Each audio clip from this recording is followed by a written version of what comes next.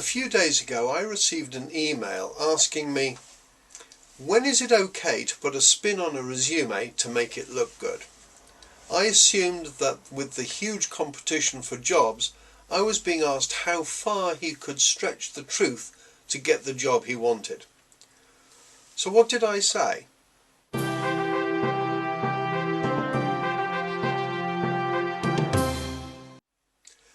Before I give you my answer, let's consider that over 36% of job applicants will make a significant lie on their resume or job application form.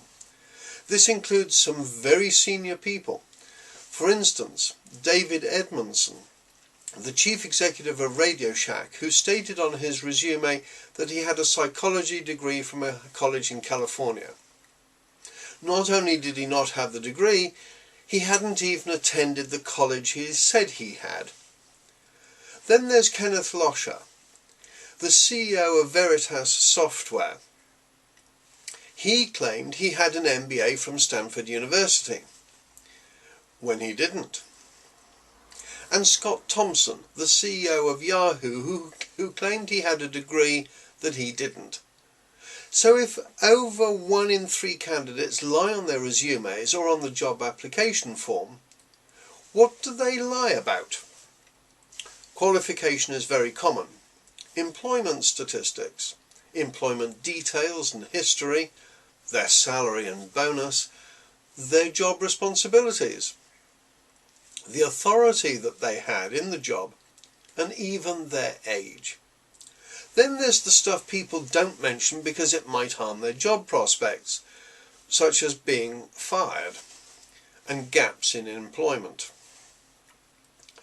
We've talked about why people might spin the resume, but for the candidates it's a risky tactic, because with the internet it's easy for an employer to find out information about a potential employee. The thing to understand is that exaggerating the truth is a waste of time when HR professionals can easily find out the truth. The other thing to consider is that significant lies are illegal and in some areas can lead to prosecution. It could also ruin an otherwise successful career. But even if the lie isn't noticed and the person does get the job, it makes doing the job difficult and stressful. Then from the employer's point of view, it's costly. For instance, the time spent interviewing and hiring someone who's likely to fail is a waste of management time. Then there's the loss of public esteem to the business when the employee is discovered, and loss of respect for management's judgment from other employees. And then there's the expense of repeating the hiring process. But if there's an undetected lie on the resume, who's at fault? The candidate who took the risk of spinning the resume to get the job, or the employer for not making adequate checks?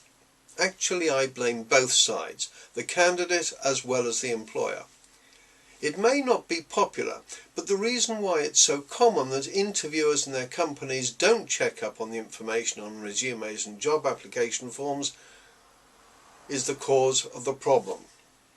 Because if they always checked up on the information on the resume, then candidates would quickly learn not to exaggerate or tell lies, because they would always get found out.